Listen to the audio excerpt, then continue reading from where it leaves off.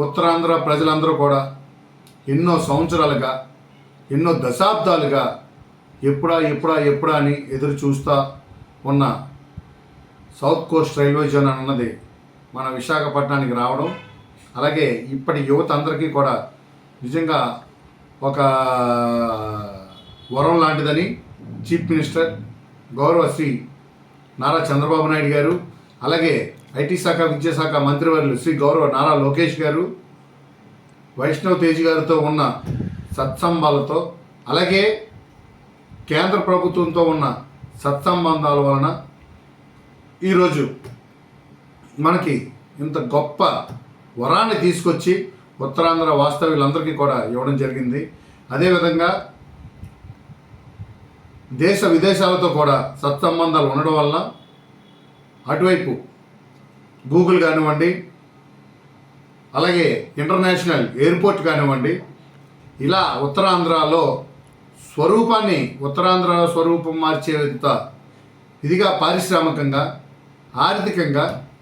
ఈ ఉత్తరాంధ్రాన్ని ప్రతి ఒక్కరిని కూడా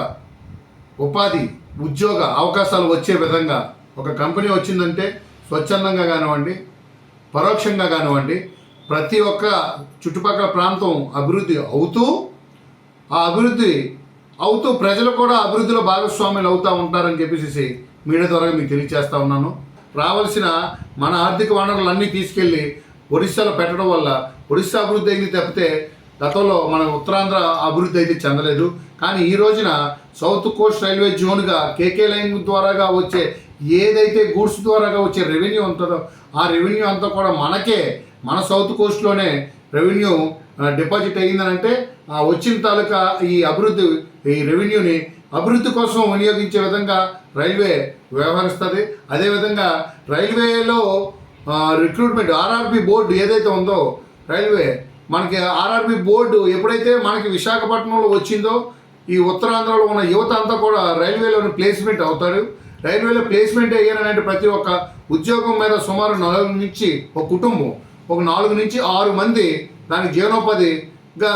దిశగా ముందుకెళ్తుందని చెప్పేసి మీకు మీడియా ద్వారా తెలియజేస్తా ఉన్నాను.